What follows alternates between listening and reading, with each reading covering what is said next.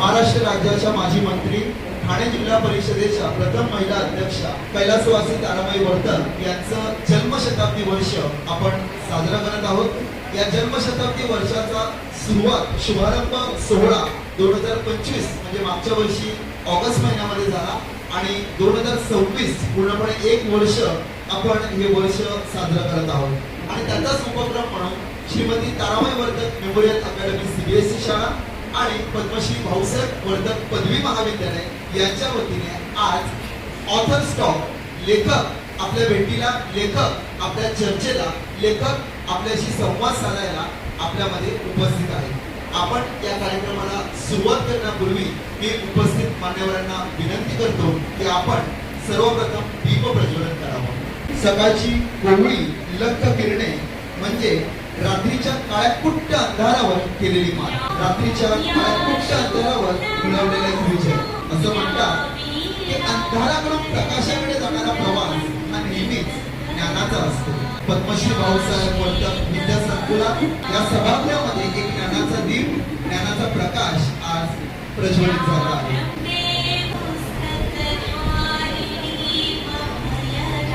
विनंती करतो की आपण माईच्या प्रतिमेस पुष्पहार अर्पण करावा।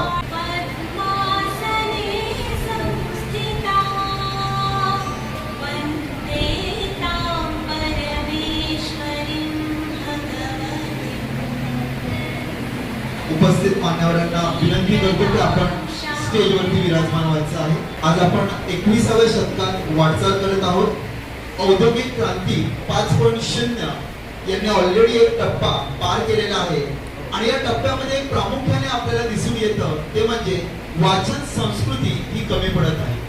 विद्यार्थ्यांचा वाचनाकडे कल दिसत नाही।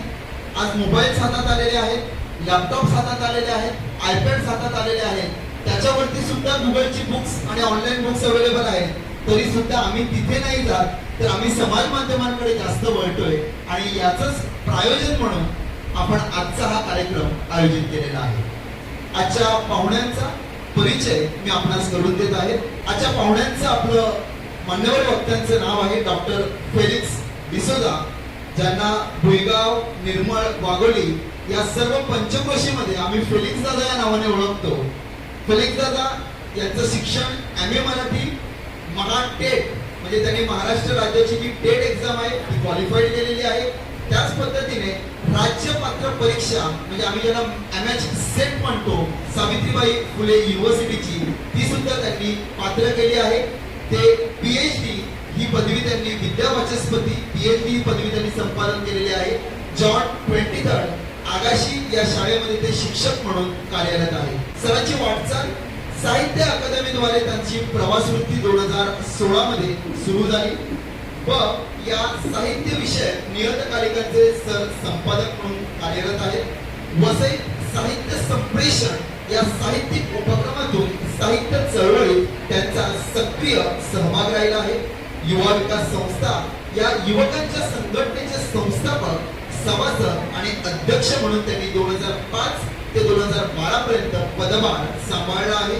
वसईतल्या युवक वाचनालयाचे संस्थापक सदस्य आणि पदाधिकारी ते राहिलेले आहेत। वसईतल्या साहित्य, सांस्कृतिक, सामाजिक, पर्यावरण चळवळीत त्यांचा सक्रिय सहभाग राहिलेला आहे। विविध सामाजिक विषयांवरती त्यांनी पथनाट्यांचे लेखन आणि दिग्दर्शन यशस्वीरित्या केले आहे। क्रोझाचा लीड फेस्टिवल आसाम या आंतरराष्ट्रीय कार्यक्रमात त्यांना निमंत्रित कवी म्हणून आमंत्रित केलं गेलं होतं। एक महाराष्ट्रातला कवी, वसई तालुक्यासारखा कवी आसाममध्ये निमंत्रित कवी म्हणून जातो, नक्कीच आपल्या वसईकरांसाठी ही अभिमानास्पद बाब आहे। साहित्य अकादमी आयोजित यंग रायटर फेस्टिवल दिब्रुगड येथे निमंत्रित कवी म्हणून त्यांना आमंत्रित केलं होतं। कविता संग्रहांचं प्रकाशन मी यापुढे सांगत आहे। प्रणाली दिवे डिंपल प्रकाशन वसई यांच्या मार्फत प्रकाशन झालं आहे। नोंदी लोक वाङ्मय प्रकाशन मुंबई याच्यातर्फे प्रकाशन झालं आहे। आरशात ऐकू येणारं प्रेम काव्यसंग्रह वाशिम येथून त्यांचा प्रकाशित झाला आहे। मंडळी, पुरस्कारांची यादी मोठी आहे पण वाचावी लागणार आहे, कारण एखाद्या कवीला, एखाद्या साहित्यिकाला प्रेरणा काय देतं तर पुरस्कार ही त्याच्यासाठी सगळ्यात महत्त्वाची प्रेरणा म्हणून ठरतं। कविवर्य द. बा. धामणकर काव्य पुरस्कार, भावनवेल प्रतिष्ठानाचा कणकवली येथे 2016 ला त्यांना दिला गेला कविवर्य कृपन निंपू काव्य पुरस्कार, वाङ्मय चर्चा मंडळा बेळगाव 2017, कविवर्य नारायण सुबे साहित्य पुरस्कार, कवी कैलास पगार विशेष काव्य पुरस्कार 2018, लक्षणीय काव्य पुरस्कार आपटे वाचन मंदिर कोल्हापूर 2018, काव्यग्रह पुरस्कार 2019, यशवंतराव चव्हाण साहित्य पुरस्कार पुणे 2025 आणि काळसेकर काव्य पुरस्कार शिवाजी विद्यापीठ कोल्हापूर येथून 2025 मध्ये त्यांना दिला गेला आहे. एकूण पुरस्कार 7 आहे. एखादा सप्त रंगामध्ये जशा आजच्या आपल्या मान्यवर वक्ता 7 पुरस्कारामध्ये नावून गेलेले आहेत. एका जोरदार टाळ्या फेलिक्स दादा यांच्यासाठी झाल्याच पाहिजे त्यांना मिळालेल्या पुरस्कारासाठी. मी नरसिंह बळीराव वर्तक इंग्रजी माध्यम शाळा आणि कनिष्ठ महाविद्यालयाच्या प्राचार्या सौ संगीता डिसिंबा मॅडम यांना विनंती करतो की त्यांनी आजच्या मान्यवर वक्त्यांचं रोप देऊन स्वागत करावं. आपल्याचे कवी पर्यावरण चळवळीत पर्यावरण लेखनामध्ये सक्रिय आहेत, त्यांचं आपण रोप देऊन स्वागत करतोय. एखाद्या पर्यावरण साहित्यामध्ये पर्यावरण चळवळीमध्ये सक्रिय सहभाग असलेल्या कवींचं स्वागत आपण पर्यावरणाचीच एक प्रेरणा देऊन करतोय, ते म्हणजे सुंदर असं रोप. धन्यवाद मॅडम. आता सर्व विद्यार्थी ज्यांचं मार्गदर्शन ऐकण्यासाठी उत्सुक आहेत, नक्कीच तुमची उत्सुकता आम्ही समजू शकतो. लेखक तुम्हाला मार्गदर्शन सुद्धा करणार आहेत, तुमच्याशी ते संवाद सुद्धा साधणार आहेत आणि त्याच्यानंतर तुम्हाला जर काही प्रश्नोत्तर असली तर आपण फेलिक्स सरांना प्रश्न सुद्धा विचारणार आहोत. ते आपल्याला त्याची उत्तर सुद्धा देणार आहेत. तेव्हा अगदी हसत खेळत आजचा कार्यक्रम आपल्याला इकडे संपन्न करायचा आहे. सुरुवात करतोय. मी फेलिक्स सरांना विनंती करतो की आपण आपलं मार्गदर्शन सुरू करावं आणि तत्पूर्वी आपण मान्यवरांना विनंती करतो की स्टेज समोरील आसन व्यवस्थेमध्ये आपण आसनस्थ व्हावं आणि आपण सुद्धा या रंगतदार कार्यक्रमाचा आस्वाद घ्यावा. सकाळी उठलो आणि मनात विचार आला की आज आपल्याला मुलांना भेटायला जायचं आहे, त्यांच्याशी संवाद साधायचा आहे आणि हे उठल्यानंतर थोडा वेळ चिंतन केलं की आपण काय बोलूया, मुलाशी काय संवाद साधूया. तर मंगेश पाडगावकरांच्या ही ओळ मला आठवली वाचनासंदर्भात बोलताना. वाचनाचा लळा काय सांगतायत मंगेश पाडगावकर बघा. वाचनाचा लळा फुलवी जीवनाचा मळा. आणि हा लळा लावण्यासाठी ह्या सगळ्या मान्यवर व्यवस्थापक इतकं कष्ट घेत आहेत. त्यांचे उपक्रम पाहून मला भरून आलं की मुलांसाठी इतक्या आत्मीयतेने हा काम करतायत. आपण जोरदार टाळ्या वाजवूया आणि या शाळेचं या उपक्रमाचं मी इथे जाहीर अभिनंदन करतो. मॅडमने सांगितलं की तुम्ही शॉर्ट पिरियडमध्ये आम्ही तुम्हाला सांगितलं आणि तुम्ही आलात.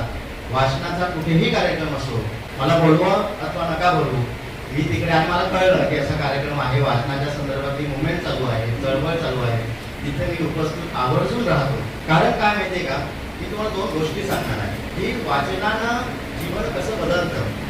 आज मी तुमच्या समोर उभा आहे, तुमच्या वयाचा होतो ना तेव्हा मी अगदी गुजरा लाजरा होतो. मला पुढे येऊन बोलायची भीती वाटायची. परंतु 10वी नंतर असं काही घडलं की माझ्या जीवनामध्ये बदल घडून आला आणि तो बदल या 2 गोष्टींमुळे झाला. या गोष्टी तुम्ही ऐकल्या असतीलच. या 2 गोष्टी, एक मी वाचली आणि एक मी एका कार्यक्रमामध्ये ऐकलेली गोष्ट आहे. तर या 2 गोष्टी मी तुम्हाला सांगणार आणि मग आपण वाचनाच्या संदर्भात वाचन काय करू शकतं या संदर्भात बोलूया. तर एकदा एका राजाकडे 2 घुबड होते. काय होते? आणि राजाकडे 2 घुबड होते. त्यांनी ते आपल्या राज्यामध्ये तो जिथे बसायचा, राजा जिथे बसायचा त्याच्या समोरच्या झाडावर ठेवलेले होते. त्याच्यामधलं एक जे घुबड होतं ना ते उंच आकाशात उडायचं, परंतु दुसरं घुबड फांदीवर बसून राहायचं. तेवढेच ना राजाला चिंता वाटली की एक तर उंच उडते आहे, दुसरं फांदीवर बसूनच आहे. राजाने दवंडी पिटवली की जो या मी घुबड बोलतो का, गरुड होते, गरुड. जो या गरुडाला उंच आकाशात उडवून दाखवेल त्याला मी बक्षीस देणार. अनेक जण आले, त्या गरुडाला उंच उडवण्याचा प्रयत्न केला, पण गरुड काही पुढेच ना. मग एक शेतकरी आला. शेतकरी राजाला सांगतो, राजा मला एक संधी द्या, मी या गरुडाला उडवून दाखवतो. आणि शेतकरी गेला, त्या झाडाकडे गेला आणि थोड्या वेळाने परत आला. राजा सांगतो काय झालं? तर शेतकऱ्याने वरती हात केला. ते बघा, आणि काय आश्चर्य, जे गरुड उडत नव्हतं ते उंच आकाशात विहार करायला लागलं. राजा सांगतो इतके लोक येऊन गेले, हुशार लोक येऊन गेले, तू असं काय केलं की ते आकाशात उडायला लागलं? तर मी काहीच केलं नाही. मी तो ज्या फांदीवर बसला होता ती फांदी मोडून काढली, त्यामुळे ते आकाशात उंच उडू लागले. आणि त्या दिवशी ही गोष्ट मी ऐकल्यानंतर, एका कार्यक्रमामध्ये ऐकल्यानंतर, मी ज्या जागी बसलेलो होतो ती फांदी मी मोडून काढली. तो कम्फर्ट झोन होता, तो कम्फर्ट झोन मी काढून टाकला. आणि मग मला माझ्या विचाराला दिशा मिळाली की नाही बाबा, आपल्याला या गरुडासारखं उंच आकाशात उडायचं आहे आणि त्यासाठी आपल्या कम्फर्ट झोन मधून बाहेर पडायचं. आणि मग मी लोकांमध्ये मिसळायला लागलो, नाटकात कामं करायला लागलो. आणि तदनंतर तिथेच मला एक माझा मित्र भेटला. तो मित्र पुस्तक वाचायचा, आम्ही खेळायचो, तो तिथे कोपऱ्यात बसून पुस्तक वाचायचा. मी त्याच्याकडे गेलो, अरे काय वाचतोय वेळासारखं, चल आपण खेळायला जाऊ. तर तो सांगतो नाही, मला हे पुस्तक आज वाचायचं आहे, उद्या लायब्ररीत नेऊन पूर्ण परत करायचं आहे. तर मी ते पुस्तक घेतलं त्याच्याकडून आणि मीही वाचायला सुरुवात केली. पहिली 10 पानं वाचते, काय वाचायचं, चल खेळायला असं सांगितलं. परंतु मी त्या मित्राला वारंवार पुस्तकामध्ये डोकं घालून बसलेला पाहू लागलो. त्यानंतर मी त्याच्याबरोबर, त्याने मला एकदा लायब्ररीत नेलं आणि त्याने पुस्तक घेतलं, तसं मीही एक पुस्तक घेतलं. आणि ते पुस्तक त्या वयात मी वाचलेलं होतं, मला आठवते. ठक आणि अबब हत्ती अशी 2 नावाची, आता ती पुस्तकं नाही आहे, परंतु ठक, अबब हत्ती, चांदोबा आणि चंप यांनी आमचं आयुष्य घडवलं. ही पुस्तकं आमचे आयुष्य घडवलं. आणि मग ती पुस्तकं वाचल्यानंतर मला वाचनाची अशी आवड निर्माण झाली की त्या लायब्ररीत बसून मी तासनतास पुस्तकं वाचायचो. आणि त्या वयात जे कृष्णामूर्ती पासून, ओशो पासून, जे कुलकर्णी पासून, ग्रेस पासून, वि. स. खांडेकर आणि जे कोणते आधुनिक पद्धतीने बाबा कदम पासून तर जे कृष्णामूर्ती पर्यंत, जे कृष्णामूर्ती म्हणजे कोण, फार मोठे तत्वज्ञ, त्यांची पुस्तकं मी 11वी ते 12वीच्या दरम्यान वाचली. आणि हे फार मोठं विश्व आपल्यासमोर उघड झाल्याचा मला साक्षात्कार झाला. आणि ते कशामुळे झालं तर केवळ वाचनामुळे झालं. आणि 13वीला असताना मी एक कविता लिहिली. आणि फादर डेब्रिटो यांनी जीवनदर्शन केंद्रामध्ये कार्यक्रम ठेवलेला, युवकांचा कार्यक्रम. आणि त्या ठिकाणी मी ती कविता वाचली. मी स्टेजवरून खाली उतरलो आणि फादरांनी माझ्या खांद्यावर हात ठेवला. कविता खूप छान लिहिलेली आहेस, खूप छान वाचलेली आहेस. आणि तत्पासून माझा लिहिण्याचा जो प्रवास चालू आहे तो आता इथपर्यंत आहे. ते मगाशी उल्लेख आला की आसामला जाऊन आलो, दिब्रुगडला जाऊन आलो, अखिल भारतीय मराठी साहित्य संमेलन झालं दिल्लीला, तिथे जाऊन आलो. आणि त्या व्यासपीठावरून मी माझी कविता वाचू शकलो. जे कृष्णामूर्तीचं एक वाक्य मला आठवतं की जे कृष्णामूर्ती काय सांगतात की शिक्षण म्हणजे काय, शिक्षण म्हणजे आत कोंबणं नाही, शिक्षण म्हणजे जे आत आहे ते बाहेर काढणं म्हणजे शिक्षण. आणि हेच काम, ह्या वेगवेगळ्या स्किल डेव्हलपमेंटच्या तुमच्या ज्या ऍक्टिव्हिटी चालतात त्याचं काम तेच आहे. तुमच्या आतमध्ये एक फार मोठा कलावंत दडलेला आहे आणि तो बाहेर काढण्याचं काम आपल्या या शाळेत होत आहे. आणि याचा मला खूप आनंद आहे की शिक्षणाचा मूळ उद्देश की माहितीचा गोण भरणे नाही, पोतं तयार करणं नाही, तर जे आतमध्ये आहे आपल्या ते आपल्या बाहेर काढणं. म्हणजे आपल्यामध्ये एखादा मूर्तिकार आहे, कलावंत आहे, चित्रकार आहे, नाटककार आहे, हा बाहेर काढण्याचं काम हे शिक्षण करत असतं. आणि या संस्थेमध्ये वेगवेगळ्या उपक्रमाच्या माध्यमातून हे काम चालू आहे हे पाहून मला खूप आनंद झालेला आहे. दुसरी एक गोष्ट यालाच लागून अशी आहे की एक साधू होते, फार मोठे विद्वान होते. आणि मग त्यांनी काय केलं की आपल्या शिष्यांना बोलवलं, 5 शिष्य होते.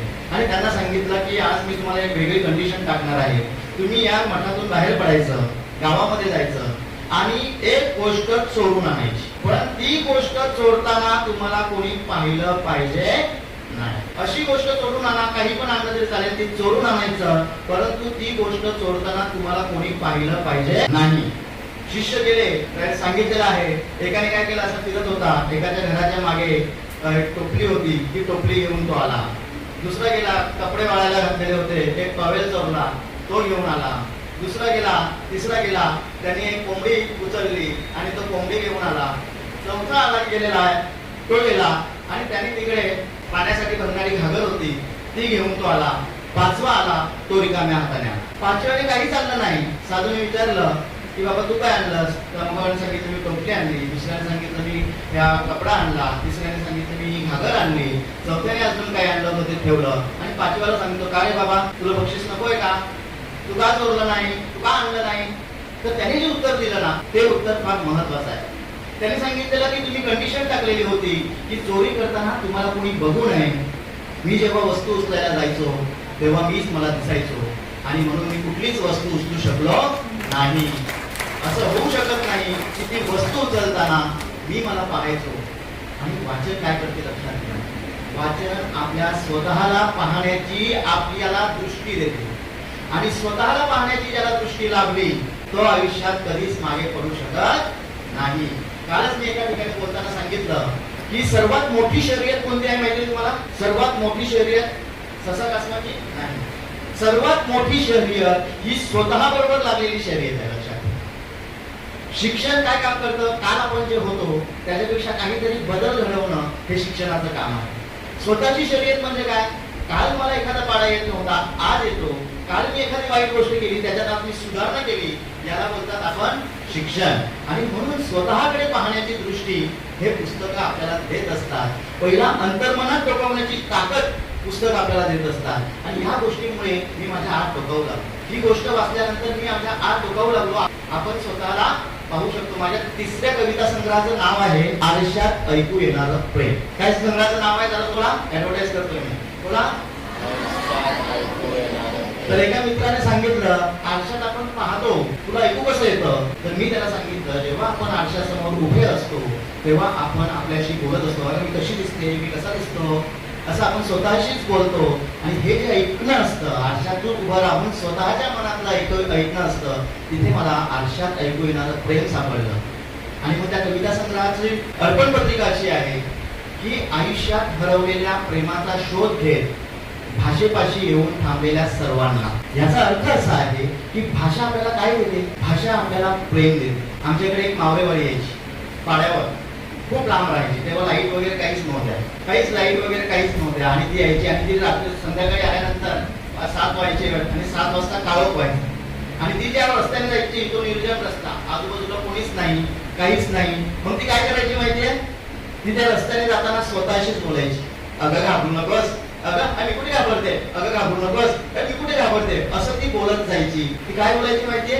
काय बोलायची? जर कोणी तिकडे असेल तर त्याला वाटेल ती एकटी नाहीये, तिच्या जोडीला कोणतरी आहे. म्हणून ती स्वतःशीच बोलायची. भाषा ही अंधारात चालण्यासाठी दिलेली ताकद आहे आणि ती भाषा आपल्याला पुस्तकातून मिळत असते. म्हणून पुस्तकं वाचायची असतात. तुम्ही शाळेची पुस्तकं वाचा, त्याच्यामध्ये तुम्हाला 20 पैकी 19, 18 मार्क मिळतील. परंतु आयुष्य घडवायचं असेल, आयुष्यात यशस्वी व्हायचं असेल तर पुस्तकं वाचण्याशिवाय तरणोपाय नाही. हे एक विधान आहे. पुस्तकासारखा चांगला मित्र नाही असं म्हटलं जातं. हा जो मित्र आहे हा मित्र वारंवार आपलं बोट पकडून आपल्याला प्रकाशाकडे नेत असतो, अंधारात दिशा दाखवत असतो. म्हणून पुस्तकं वाचतो. आता तुमच्यापैकी सगळ्यांनी एक पुस्तक वाचलेलं आहे असं मला सांगितलं. किती जणांनी पुस्तकं वाचलं आणि रिव्ह्यू लिहिलेला आहे? हात वरती करा. इतक्या जणांनी पुस्तकं वाचून त्या पुस्तकावर लिहिलेलं आहे, बरोबर की नाही? तर जोरदार टाळ्या वाजवा स्वतःसाठी. आता मी तुम्हाला एक ऍक्टिव्हिटी देणार आहे. काय ऍक्टिव्हिटी आहे बघा? तुमची आवड तुम्हाला माहिती आहे. कोणाला विज्ञान आवडतं, कोणाला पर्यावरणाच्या गोष्टी आवडतात, कुणाला राजाराणीच्या गोष्टी आवडतात, कुणाला परीच्या गोष्टी आवडतात, बरोबर ना? कोणाला चरित्र वाचायला आवडतं. तर आपली आवड जोपासा आणि ते पुस्तकं मिळवून वाचा. आणि मी मगाशी सांगितलं त्या पद्धतीने बघा की जसं तुम्ही रिव्ह्यू लिहिला तसा प्रत्येक पुस्तकाची समरी लिहिण्याची समरी आपल्याला लिहिता आली पाहिजे. की जे वाचलेलं आहे ते मी लिहून काढणार, मुद्दे लिहून काढणार आणि मित्रांबरोबर माझ्या पुस्तकाची चर्चा करणार. आमच्यामध्ये कॉम्पिटिशन चालायची की पुस्तक वाचल्यानंतर त्या पुस्तकावर पटापट बोलायचं, म्हणजे असे आम्ही गोळा व्हायचो आणि प्रत्येक जण पुस्तकाविषयी बोलायचं आणि मग एकमेकांची पुस्तकं एक्सचेंज करायची की तू काय वाचलंस, तू काय वाचलंस. आपली चर्चा या पुस्तकांच्या बद्दल झाली पाहिजे, तशी होणं आवश्यक आहे. आपण अनेकदा मोबाईल, आता त्यांनी सांगितलं मोबाईल बघतो, मोबाईलमध्ये काय बघतो? रील्स बघतो, बरोबर? तर रील्स मोबाईलमध्ये पण खूप गोष्टी आहेत. चांगला वापर, वाईट वापर हे कोण ठरवणार? आपण ठरवणार. तर त्याच्यामध्ये पण चांगल्या गोष्टी आहेत, परंतु स्क्रीन टाइम किती ठेवायचा हे आपल्या हातात आहे. 20 मिनिटापेक्षा जास्त मोबाईल तुमच्या हातात असला पाहिजे नाही. एवढी गोष्ट लक्षात ठेवा. 20 मिनिटापेक्षा जास्त मोबाईल तुमच्या हातात असला की तो मोबाईल तुमचं मेंदू खायला सुरुवात करतो, तुमची स्मरणशक्ती खायला सुरुवात करतो. आणि 20 मिनिटापेक्षा जास्त पुस्तक तुमच्या हातात असलं तर ते पुस्तक तुमचं मेंदू वाढवण्याचं काम करतं, तुमची बुद्धी वाढवण्याचं काम करतं. एक गोष्ट लक्षात ठेवा, जसे आपण मोठे होत जातो तसे जसा मोबाईल चार्ज करावा लागतो तसा आपला मेंदू पण चार्ज करावा लागतो. आणि मेंदू चार्ज करण्याचं काम हे पुस्तकं करत असतात. ही गोष्ट लक्षात ठेवा आणि पुस्तकाला मित्र बनवा. पुस्तकाशिवाय तरणोपाय नाही. दर आठवड्याला किमान दर आठवड्यात माझा आजचाही वाचनाचा वेग असा आहे की मी दर आठवड्याला 2 पुस्तकं वाचतो. पुस्तकं खरेदी करण्याचं मला व्यसन आहे. बायको चिडते, पुस्तकासाठी पैसे कशाला खर्च करतात. परंतु पुस्तकं खरेदी करणं हा माझा छंद आहे. त्याच्यातली सगळीच पुस्तकं वाचून होतात किंवा नाही हे मला होत नाही. परंतु पुस्तकं असणं ही मला फार मोठी संपत्ती वाटते. आणि म्हणून मी माझ्याकडून कोणी पुस्तकं घेऊन जात असेल ना तर मी लिहून ठेवतो. आणि मग त्याला 1 आठवडा झाला की 2 आठवड्याला फोन करतो, बाबा पुस्तक आणून दे, पैसे घेऊन जा पण माझं पुस्तक आणून दे. कारण पुस्तक जवळ असलं की मला धीर येते, मला विश्वास वाटतो. जी काही ध्येय दृष्टी आपली विचार करण्याची जी विस्तार आहे तो पुस्तकामुळे होतो हे लक्षात ठेवा. तुम्ही डॉक्टर व्हा, इंजिनियर व्हा, पायलट व्हा, वकील व्हा, शिक्षक व्हा, एखादा सामाजिक कार्यकर्ता व्हा, चांगले नागरिक व्हा, पण पुस्तक असेल तर तुम्ही वेगळे असाल. लक्षात ठेवा. वेगळा डॉक्टर असा, वेगळा इंजिनियर असा, वेगळे शिक्षक असा. आणि आपल्याला या जगामध्ये ना आपलं वेगळेपण दाखवता आलं पाहिजे. अनेक गर्दीमध्ये जायचं आणि हरवून जायचं. ते तुम्हाला गोष्ट माहिती आहे ना. एक पाण्याचा थेंब होता, तो पडला, पाऊस पडत होता. सगळे सांगतात की बघा आम्ही आता पाऊस पडणार आहोत आणि कुठे जाणार आहोत, त्या समुद्रात विलीन होणार आहोत, आम्ही समुद्र बनणार आहोत. काही पाऊस पडले आणि ते समुद्रात विलीन पाऊस झाले, गेले, नष्ट झाले. पण एक पाऊस त्याचा थेंब होता, तो सांगतो मी या समुद्रामध्ये जाणार नाही, माझं स्वतःचं अस्तित्व आहे. म्हणून ते शिंपलं होतं, त्या शिंपल्यामध्ये तो पाऊस पडला. कालांतराने त्या थेंबाचा मोती झाला. आपल्याला मोती व्हायचा आहे. आपल्याला त्या या महासागरात हरवून जायचं नाही, तर आपलं वैशिष्ट्य जपत आपल्याला मोती व्हायचं आहे. वाचन, छंद जोपासा, पुस्तकं विकत घ्या. बड्डेसाठी महागडे काय करतात, गिफ्ट घेण्यापेक्षा आईला सांगा, बाबाला सांगा की माझ्यासाठी 2 पुस्तकं आणि स्वतःची लायब्ररी तयार करा. घरात प्रत्येकाची, ज्या विद्यार्थ्याची घरात लायब्ररी, तो विद्यार्थी कधीच अयशस्वी होणार नाही. आणि एक शेवटचं वाक्य बोलतो आणि थांबतो, ज्याच्या हाती पुस्तक त्याच्या पुढे सर्व नतमस्तक. बोला सगळे, ज्याच्या हाती पुस्तक त्याच्या समोर सगळे नतमस्तक. वाचनासाठी खूप शुभेच्छा. सगळ्या उपक्रमामध्ये भाग घ्या, स्वतःला घडवा. तुमची या देशाला गरज आहे.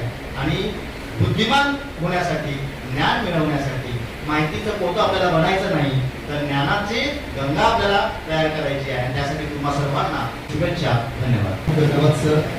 असं म्हणतात की वाचन झोपलेल्यांना उठवतं, पडलेल्यांना उभं करतं, थांबलेल्यांना चालायला लावतं आणि चालणाऱ्यांना अर्थातच धावायला लावतं. आणि हा सगळा जो अनुभव आहे तो तुम्हाला सरांच्या मार्गदर्शनामधून नक्कीच आला असेल की वाचन संस्कृती का रुजणं गरजेचं आहे. रोज आपण पुस्तकाची 4 पानं का वाचणं गरजेचं आहे. कारण जर वाचाल तरच वाचाल. हे कोणीतरी लिहिलेलं आहे, म्हटलेलं आहे आणि त्याचा बळ आज आपल्याला जाणवत आहे की कुठेतरी आपण वाचनामध्ये काय पडत आहोत, कमी पडत आहोत. इथे शालेय विद्यार्थी आहेत, पदवी महाविद्यालयाचे सुद्धा विद्यार्थी आहेत, SY BComचे. जर आपल्याला काही प्रश्न विचारायचे असतील सरांना, आज ऑथर स्टॉक आहे तर आपण एक संवाद साधूया. मी खाली येतोय.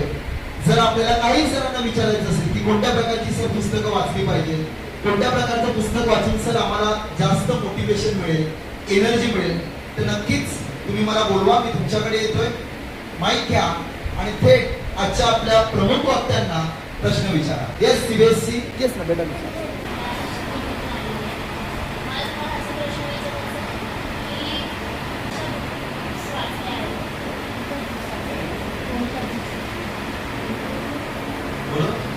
हॅलो.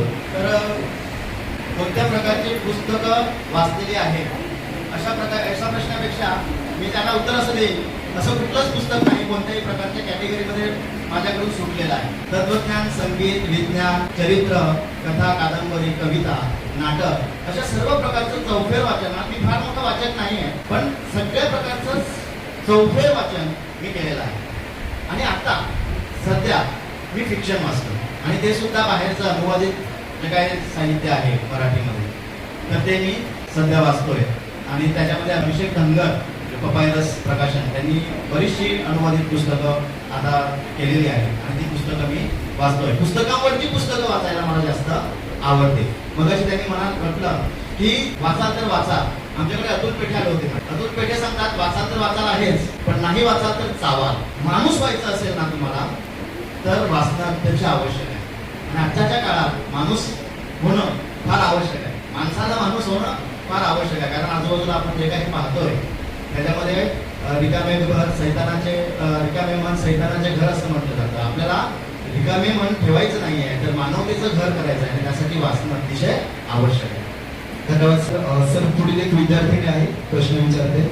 मी तन्वी पांडे यांची वर्गाची विद्यार्थिनी आणि मला असं वाटतंय की ही नॉन फिक्शन बुक्स मला आवडतात, पण असं लोक सांगतात की ॲज अ चाइल्ड मला फिक्शन रीड केली पाहिजे कारण त्यात क्रिएटिव्हिटी आणि इमॅजिनेशन एनहान्स होतं. नॉन फिक्शन वाचायला आवडतं ही चांगली गोष्ट आहे, त्याबद्दल तुझं अभिनंदन.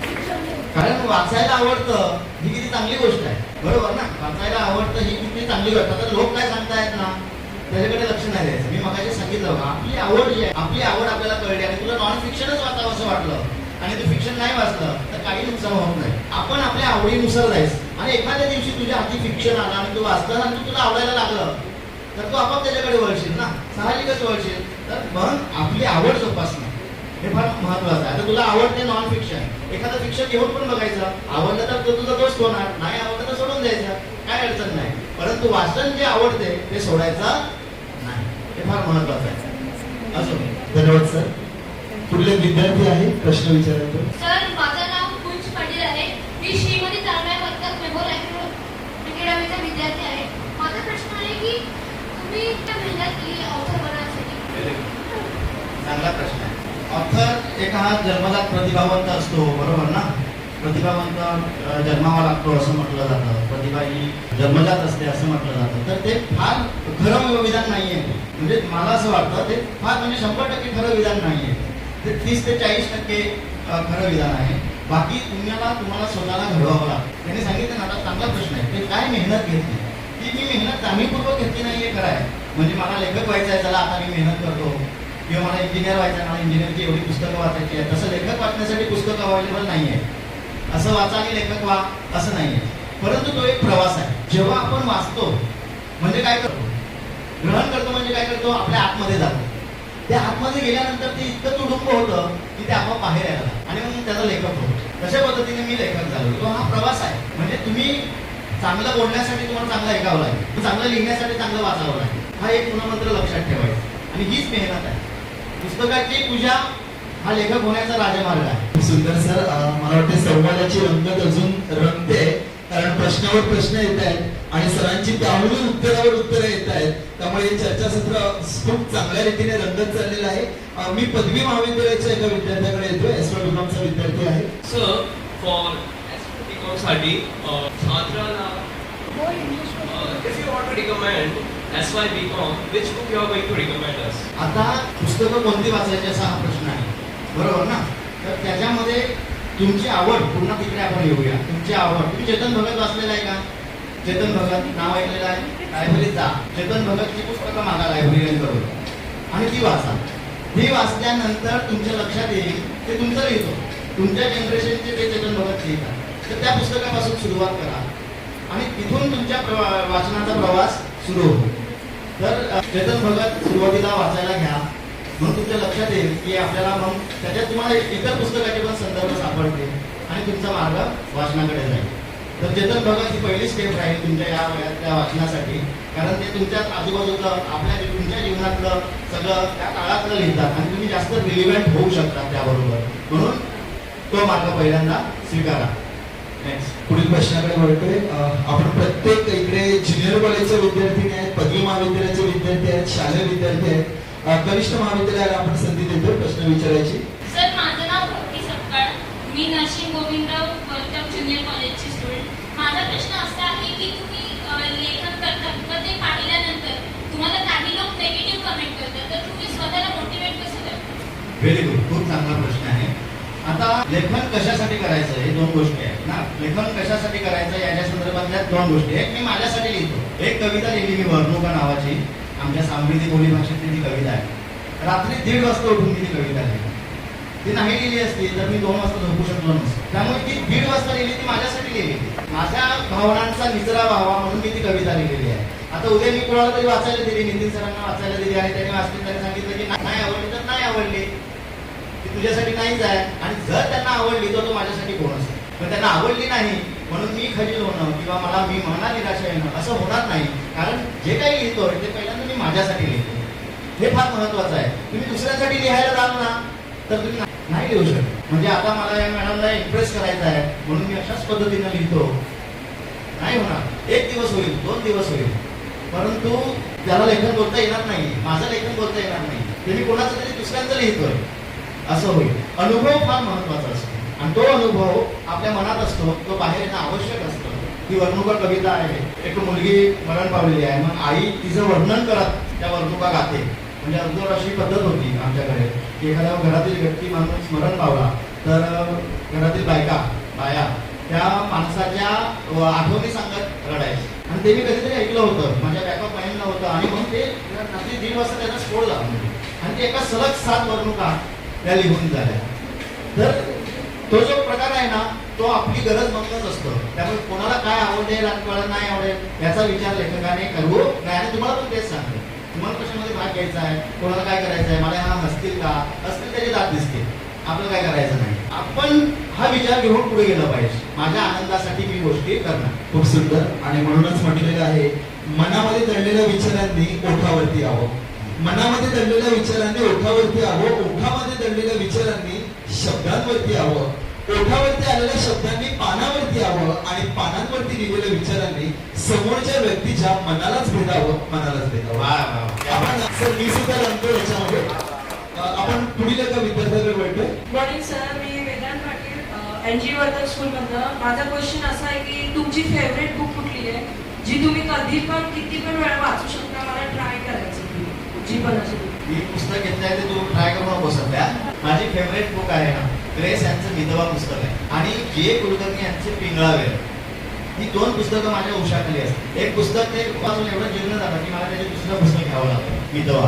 आणि ते पुस्तक मी कुठल्या आता ते पाठ झालेलं आहे माझं, मी कुठलंही पान उघडून वाचतो. त्या ग्रेसची भाषा अशी आहे की त्या भाषेत राहावं असं वाटतं, म्हणून मी ते वारंवार पुस्तक वाचतो. आणि पिंगळावेल जे कुलकर्णी तुम्हाला माहिती आहे फार मोठे कथाकार. तर ही 2 पुस्तकं माझ्याकडे असतात. आणि तिसरं पुस्तक जे वाचतो त्याला आता तुम्ही धर्माचा संदर्भ लावला तर ठीक आहे, पण ते बायबल आहे की जे मी नेहमी वाचतो. आणि मी आणखी सांगायचं सगळे धर्मग्रंथ मी वाचलेले आहे. म्हणजे भगवद्गीता पण वाचलेली आहे, बायबल वाचलेलं आहे, कुराण थोड्याफार प्रमाणात वाचलेलं आहे. कारण मला त्या अभ्यासाच्या दृष्टीने सांगितलं ना काय मेहनत घेतात तर ते त्यासाठी वाचणं आवश्यक होतं. तर ही पुस्तकं सध्या तू वाचू शकत नाही, परंतु कुल्फी नावाचा दिवाळी अंक निघतो मॅडम, हे तुम्ही तुमच्या शाळेमध्ये तुम्ही लायब्ररीमध्ये आणू शकता. आणि वयम नावाचं एक मासिक निघतो जे किशोरवयीन मुलांसाठी, कुल्फी नावाचा दिवाळी अंक आणि वयम नावाचं मासिक, हे मुलांसाठी खूप पुण्यातून निघतात. ते मी कदाचित ॲड्रेस तुम्हाला पाठवेल त्यांचा, तुम्ही ते सबस्क्राईब करा आणि मुलांसाठी उपलब्ध करून द्या. नक्कीच सर. आज महत्वाचं म्हणजे पदवी महाविद्यालयाचे विद्यार्थी सुद्धा चांगला सहभाग घेत आहेत त्याच्यामध्ये. पुन्हा एकदा पदवी महाविद्यालयाची विद्यार्थिनी आहे. मेरा नाम दिका शेख है और मैं पद्मश्री पाउसर मेरा क्वेश्चन ये है, अगर मैं ऑथर बनना परस्यू कर रही हूँ तो मुझे क्या चीज़ में मतलब ध्यान रखनी चाहिए, क्या बातें ध्यान रखनी चाहिए जिससे मैं आगे और बढ़ सकूँ? Very good. चांगला प्रश्न आहे. लेखक होण्यासाठी मी काय करावं? तर पहिली गोष्ट म्हणजे पहिली पायरी काय असणार आहे? पहिली काय असणार आहे? वाचन. बरोबर ना? वाचन केलं पाहिजे. आता वाचन केल्यानंतर सकाळी मी इथे बोलताना ऑफिसमध्ये बोलताना एक शब्द वापरला की वाचन क्षमता असली पाहिजे. वाचन क्षमता म्हणजे काय? वाचता सगळं नाही येतं, परंतु जो मजकूर आहे तो कसा मी ग्रहण करतो त्यावर फार महत्वाचं आहे. म्हणजे एखादी कृती वाचल्यानंतर, एखादी कविता वाचल्यानंतर माझं इथे काहीतरी चालू झालं पाहिजे. काहींना झोप येत नाही म्हणून वाचतात, तर तसं वाचन नाही करायचं आहे आपल्याला. तर आपल्याला सक्रिय वाचन करायचं. क्रियाशील वाचन म्हणजे काय? एखादी ओळ वाचल्यानंतर त्याच्यावर माझं चिंतन काय असणार, अशी जर सवय लावली ना की वाचणारा लेखक होणार. ओके, धन्यवाद सर. आपण पुन्हा एकदा शालेय विद्यार्थ्यांकडे वळतोय. माझं नाव मृदुला देशमुख आहे. मी श्रीमती तांबेवरील अकॅडमीची विद्यार्थी आहे. माझा प्रश्न आहे की जर आपण कुठली स्टोरी, तर त्याच्यामध्ये आपल्याला आपल्या माइंडमध्ये सगळ्यात पहिले स्टोरीची स्टार्टिंग आली पाहिजे, मेन आयडिया आली पाहिजे की एंडिंग आली. Very good. तर मेन आयडिया फार महत्वाची असते. पहिला आपल्याकडे काय असतो त्याला आपण काय म्हणूया, नाटकाच्या भाषेत त्याला प्लॉट म्हणतात. प्लॉट, बरोबर ना? एक प्लॉट तयार झालेला आहे. म्हणजे ही अशी एक स्टोरी आहे, संपूर्ण स्टोरी. मेन आयडिया बोलले ना, तो शब्द आपण घेऊया की मेन आयडिया माझ्याकडे आहे. आता मग त्या मेन आयडियाला घेऊन तू त्याच्यात कुठली पात्र आणणार आहेस, कुठले संवाद आणणार आहेस आणि मग तुझा तो प्रवास चालू होणार. म्हणून मेन आयडिया फार महत्वाची असते. सुरुवात करायला लागणारच नाहीये जोपर्यंत तुझ्याकडे मेन आयडिया नाहीये, प्लॉट नाहीये, वस्तू नाहीये. जेव्हा विषय वस्तू तुझ्या हातात आहे मग तू सुरुवात करशील आणि मग तो आपाप फ्लो जाणार. तुला कळणार पण नाही की बाबा मला इथून सुरुवात होईल आणि इथे शेवट होईल. कदाचित शेवट बदलेल. तुझ्या मेन आयडियाला धक्के असतील, परंतु मेन आयडिया विषय वस्तू आपल्याकडे असणं फार आवश्यक आहे. कवितेचं बीज असंच असतं, एखादीच ओळ सुचते पेनमध्ये असताना, आता बोलताना, कधी पण अशी एखादी ओळ सुचते आणि मग त्या ओळीवर चिंतन चालू होतं, त्यावर चिंतन चालू होतं आणि मग ते आपण कधीतरी अशी येते.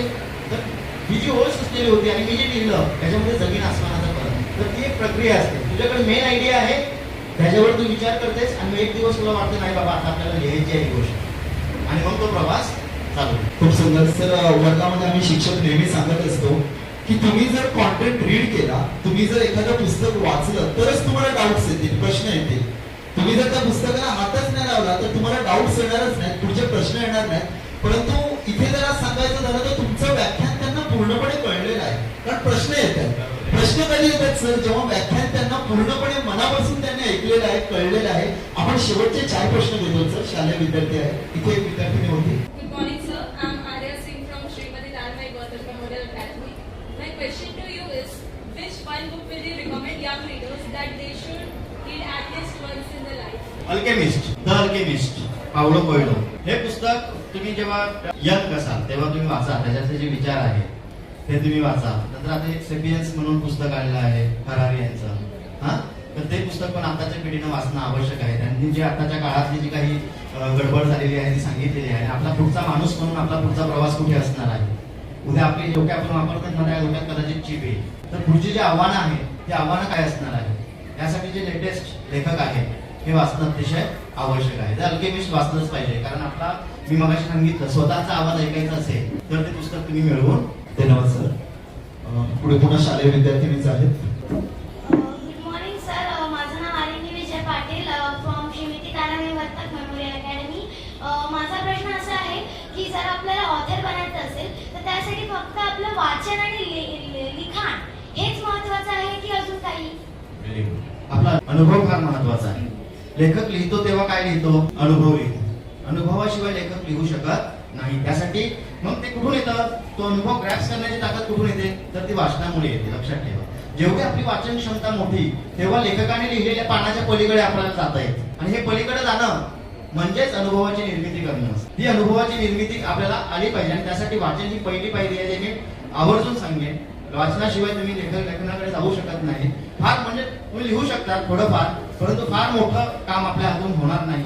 एखादे फ्लूक असते माणसाची की काय एखाद्या वेळेला कविता सुचली, परंतु तुम्हाला तुमच्या विचारांना दिशा देण्यासाठी, त्याला काय बोलूया आपण, निरंतर चालण्यासाठी, सातत्य ठेवण्यासाठी तुम्हाला वाचन करणं आवश्यक आहे. दुसरी गोष्ट म्हणजे अनुभव.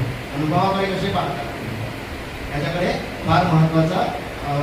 आता अनुभव म्हणून मी तुम्हाला कवितेची ओळ सांगतो. एक कामगार आपले बिल्डिंग बांधतात, वरती राहतात ना, बांधकाम करतात, विटांचं बांधकाम करतात.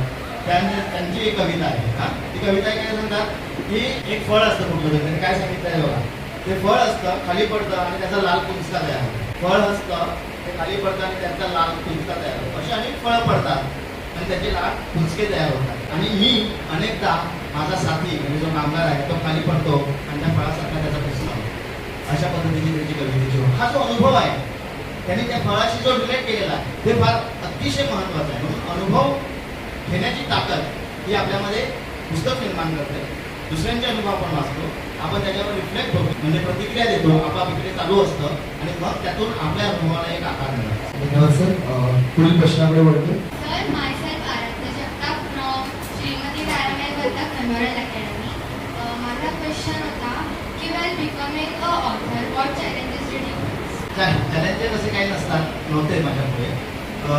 पण एक स्वतःशी असलेला झगडा चालू असतो. स्वतःशी जे काहीतरी चालू असतं की आपल्याला हे समोर दिसते आणि आपण त्याच्याविषयी बोलू शकत नाही.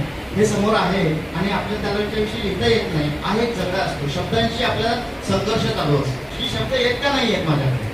म्हणजे माझ्या आजीवर एक कविता लिहिलेली आहे आणि मग ती पाठ उघडी टाकून टेंबराकडे अशी बसायची, उन्हाकडे पाठ टाकून. तर मला ते शब्दात आणण्यासाठी खूप झगडावं लागलं. आणि मग माझ्याकडे अशी ओळ आली की वाळूच्या रंगासारखं दिसणारं तुझं शरीर म्हणजे तिच्या शरीरावर साचलेलं आयुष्य वाळवंट आहे. म्हणजे तिच्या आयुष्यावर साचलेलं वाळवंट आहे. आज अजूनही जिवंत आहे, दुःखाचे झाले. अशी ती कवितेची ओळ आहे. हा जो संघर्ष होता ती एक महिनाभर माझ्याकडे राहिली कविता, पण मी ती लिहू शकत नव्हतो. आणि एकदा जेव्हा लिहिली तेव्हा मन शांत झालं की बाबा ऐकीला मी माझ्या जी काय वेदना आहे ती शब्दात आणू शकतो. तर हा संघर्ष स्वतःशी चालू असतो. आपल्याला याच्यामध्ये करिअर करायचं नसते, कुठला स्पर्धा करायची नसते, स्पर्धा ही स्वतःचीच असते असं मी मला सांगितलं आणि तोच नियम मी पाळत असतो. Good morning, sir. My name is Alia Gaidwad from Srimati Tarabai Birth of Memorial Academy School. My question to you is that by this period of book review, I at least read 9 to 10 books. But some of books were too thick, so sometimes it happens. So how should I remember the whole story of the book? So what can be the idea to like remember whole book? छान प्रश्न आहे. आता याला पुन्हा मी तुम्हाला सांगतो बघा, वाचन क्षमता ही फार महत्वाची आहे. तुम्ही जेव्हा पुस्तक वाचतात म्हणजे शाळेची पुस्तकं वाचतात बरोबर, ते कशासाठी करतात? तुम्हाला काय करायचं असते? प्रश्नाचं उत्तर लिहायचं असते म्हणून तुम्ही ते वाचत असता. आपण जेव्हा एक बुक वाचत असतो तेव्हा आपल्याला प्रश्नाचं उत्तर लिहायचं आहे, बुक रिव्ह्यू लिहायचं आहे. त्यासाठी आपल्याला गोथ्रू 2-3दा त्याच्यामधून जावं लागेल. बुक तुला लक्षात ठेवायचं आहे तर ते ठेवू नकोस, काही गरजेचं नाही, बरोबर ना? त्या पुस्तकातून जे काही तुला मिळालेलं आहे त्याची समरी तू लिहू शकतेस, बरोबर ना? त्याची समरी तू लिहून काढू शकतेस. किंवा आणि फार महत्व, समरी म्हणजे त्याच्यातले उतारे जसेच्या तसे लिहिणे नाही. समरी म्हणजे तुला काय वाटतं, समरी म्हणजे हे पुस्तक वाचल्यानंतर, ही स्टोरी वाचल्यानंतर मला काय वाटलं, हे फार महत्वाचं आहे. जेव्हा तुम्ही असं लिहायची प्रॅक्टिस कराल ना तेव्हा तुम्हाला त्या पुस्तकातले कोट्स, पुस्तकातला एखादा प्रसंग जसाच्या तसा लक्षात राहू शकतो. परंतु लक्षात राहण्यासाठी आपण वाचत नाही, आनंद मिळवण्यासाठी वाचायचं असते.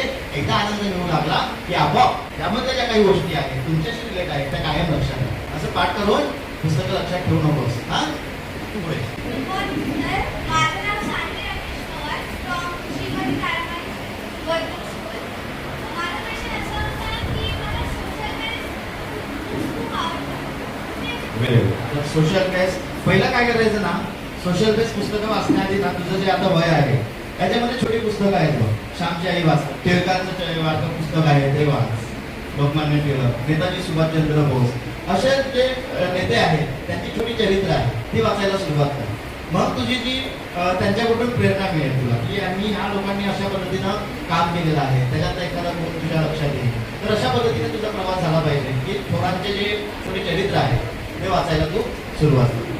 धन्यवाद सर. आजच्या सत्राचा शेवटचा प्रश्न घेतोय, थोडासा प्रश्न वेगळा आहे म्हणून आपण संधी देतोय. सर मी आयुष्मान नाग SMT Tarabai memorial academy school पासून. मेरा क्वेश्चन ये है कि आपने अपनी पहली बुक जब पब्लिश की तब आपको क्या प्रॉब्लम्स आए, और अगर मुझे कभी ऑथर की पब्लिश करनी हो तो मैं किसकी मदद ले सकता हूँ, कैसे कर सकता हूँ? जब भी आप बुक लिखोगे ना तो मेरे पास आना, मैं पब्लिश करूँगा. पब्लिश आपण पहिलं लिहिलं पाहिजे आणि ते कोणासाठी लिहिलं पाहिजे? स्वतःसाठी लिहिलं पाहिजे. कोणाला बरं वाटेल, कोणाला आनंद होईल त्याच्यासाठी नाही लिहायचं आहे, नाही लिहू शकत नाही. स्वतःसाठी जेव्हा लिहाल ना, स्वतःचे अनुभव जेव्हा लिहाल ना, मग तो दुसऱ्यांचा अनुभव काहीतरी वेगळं असेल त्याच्यासाठी, बरोबर? आणि पुस्तक प्रकाशनासाठी माझ्याकडे यायचं, मी सांगितलेलं आहे. हा माझा नंबर आहे, सेमिनार मॅडमकडे आहे, त्यांच्याकडून घ्यायचा. माझं पुस्तक रेडी आहे सर, पब्लिश करूया. आपण इथे मोठा समारंभ करूया. मला वाटतं आजची सकाळ ही आपल्या सर्वांच्याच मेंदूला एक पोषक खाद्य देणारी सकाळ ठरली असं जर मी इथे म्हटलं तर ते नक्कीच दुमत ठरणार नाही. कारण आज लेखकांनी आपल्याशी साधलेला संवाद, त्यांनी केलेलं मार्गदर्शन, आपले प्रश्न, त्यांची उत्तरं या सगळ्यांची मोड बांधताना एक नक्कीच जाणवलं की वाचन संस्कृती ही अशा लेखकांच्या मार्गदर्शनानंतर तर नक्कीच आपल्या सर्वांमध्ये रुजेल असं मी तिकडे व्यक्त करतो. आभार प्रदर्शनापूर्वी फक्त एवढंच म्हणतो की ऑगस्ट 2025 ते आता पुढचा महिना ऑगस्ट येईल, 21 ऑगस्ट प्रेरणा दिन. संस्था स्तरावरती विविध शाळांमध्ये विविध कार्यक्रमाचं आयोजन या सेंटेनरी इयर जन्मशताब्दी वर्षाच्या निमित्ताने करण्यात आलं. अगदी 2 मिनिटांमध्ये मी वाचून दाखवतोय. सप्टेंबर महिन्यामध्ये रीडिंग सेशन आणि माईंच्या जीवनावरती एक सुंदर असं नाटिका विद्यार्थ्यांनी सादर केली. ऑक्टोबर महिन्यामध्ये शिक्षकांसाठी, विद्यार्थ्यांसाठी आणि पालकांसाठी विविध विषयांवरती सेमिनारचं आयोजन केलं होतं. त्याचप्रमाणे ऑक्टोबरला दिवाळी फेअर हा सुंदर कार्यक्रम नरसिंह गोविंदराव वर्तक इंग्रजी माध्यम हायस्कूलच्या मैदानामध्ये घेण्यात आला. नोव्हेंबर महिन्यामध्ये विद्यार्थ्यांच्या विविध गुणांना वाव देण्यासाठी डिबेट, मराठी आणि इंग्रजी भाषांमध्ये डिबेट स्पर्धा घेण्यात आली. डिसेंबर महिन्यामध्ये विद्यार्थ्यांमध्ये जनजागृती व्हावी, पालकांमध्ये जनजागृती व्हावी याकरता ऑर्गन डोनेशन कॅम्प यशस्वीरित्या संपन्न झाला. डिसेंबर 2025 मध्ये वॉल डेकोरेशन प्रोजेक्ट यशस्वीरित्या संपन्न झाला, जिथे विविध सामाजिक संदेश भित्तिचित्रांच्या माध्यमातून देण्यात आला. जानेवारी महिन्यामध्ये 2026 मध्ये एबीएस स्पोर्ट्स ट्रॉफी आयोजित करण्यात आली, मोठ्या स्तरावरती आयोजित करण्यात आली. सेंटिनियर इयरची सुद्धा त्याला साथ मिळाली. फेब्रुवारी महिन्यामध्ये शिक्षकांसाठी आणि विद्यार्थ्यांसाठी मेडिकल कॅम्प आयोजित केला होता. मार्च महिन्यामध्ये हँडमेड आर्टिकल्स प्रोजेक्ट हा यशस्वीरित्या संपन्न झाला. त्याचप्रमाणे एप्रिल महिना हा आपला परीक्षा आणि मे महिना हा आपला रजेचा असल्यामुळे या 2 महिन्यामध्ये आपण कोणत्या ऍक्टिव्हिटीज घेतल्या नाहीत. आणि जुलै महिन्यामध्ये आपण अॅन्युअल मॅगझिन पब्लिक वनचं या मोठ्या स्तरावरती त्याचंही काम सुरू आहे. आणि आपण जर जुलै महिन्यामध्ये बघितलं, या महिन्यामध्ये तर आपण ट्री प्लांटेशन ड्राईव्ह सुद्धा यशस्वीरित्या संपन्न केलेला आहे. आणि या सर्व कार्यक्रमाचा, या सर्व वर्षाचा सांगता सोहळा 21 ऑगस्ट प्रेरणा दिनाच्या दिवशी हा मोठ्या स्तरावरती होणार आहे. आणि हे वर्ष इतिहासामधलं, आगाशी विरार अर्नाळा शिक्षण संस्थेच्या इतिहासामधलं एक सुवर्ण वर्ष मानलं जाईल. कारण वर्षभर माईंच्या आठवणीमध्ये त्यांना समर्पित केलेले, त्यांना प्रेरित केलेले विविध कार्यक्रम आगाशी विरार अर्नाळा शिक्षण संस्थेच्या माध्यमातून आयोजित केले गेले. आजच्या कार्यक्रमाचे ऋणनिर्देश, सर्वप्रथम ज्यांनी आजचा कार्यक्रम रंगवला, फुलवला, आपल्यामध्ये वाचन संस्कृती रुजवली, ते म्हणजे आजच्या कार्यक्रमाचे प्रमुख वक्ते डॉक्टर फेलिक्स डिसोजा सर यांचं मी सर्वात पहिलं इथे आभार मानतो. श्रीमती तारामाई वर्तक सीबीएसई शाळा, पद्मश्री भाऊसाहेब वर्तक पदवी महाविद्यालयाच्या वतीने सर आपले मनपूर्वक आभार. आपलं मार्गदर्शन, आपण साधलेला संवाद हा नक्कीच विद्यार्थ्यांना प्रेरणा देईल अशी आशा आणि विद्यार्थ्यांकडून अपेक्षा मी इकडे व्यक्त करतो. सर, आपलं सहकार्य, आपलं मार्गदर्शन आमच्या महाविद्यालयाला, आमच्या संस्थेला यापुढे भविष्यात लाभेल अशी सुद्धा मी इकडे अपेक्षा व्यक्त करतो. इकडे मान्यवर व्यक्तींमध्ये श्रीमती तारामाई वर्तक मेमोरियल अकॅडमीच्या प्राचार्या रचना शर्मा मॅडम, प्राथमिक विभागाच्या मुख्याध्यापिका जसिंता लोपिस मॅडम, त्याच पद्धतीने आमच्या प्रत्येक कार्यक्रमासाठी धावून येणाऱ्या आमच्या लाडक्या संगीता डिसिल्वा मॅडम. आम्ही फक्त म्हणावं, मॅडम आम्ही हा कार्यक्रम आयोजन ठरवलेला आहे, तुम्ही करा, मी नक्कीच वेळेवरती येणार आणि तुमच्या कार्यक्रमाला 100 नाही तर 110% सहकार्य आम्हाला ज्यांचं मिळतं त्या डिसिल्वा मॅडम, नरसिंह गोविंदराव वर्तक इंग्रजी माध्यम शाळा आणि कनिष्ठ महाविद्यालयाच्या प्राचार्या, आणि ज्यांची संपूर्ण संकल्पना आमच्या आधारस्तंभ, आमच्या ऊर्जा, आमच्या प्रेरणास्थान म्हणजे आमच्या महाविद्यालयाच्या प्राचार्या डॉक्टर शीतल कोरडकर मॅडम, कार्यतत्पर प्राचार्य अशासाठी उल्लेख करतोय की या कार्यक्रमाचं प्लॅनिंगसाठी त्या 2-3 दिवसाकडून झटत आहेत. वक्ता मिळावा, वरचं आयोजन कसं राहणार, कार्यक्रमाचं नियोजन कसं राहणार याची पूर्ण संकल्पना त्यांच्या पुढच्या विचारांमधून आम्हाला नेहमी मिळते. अशा आमच्या ऊर्जा डॉक्टर शीतल कोरडकर मॅडम यांचे मी आभार मानणार नाही, कारण आमच्या मॅडमला आभार मानलेले आवडत नाही, पण सर नक्कीच तुमच्या समोर उल्लेख करतोय.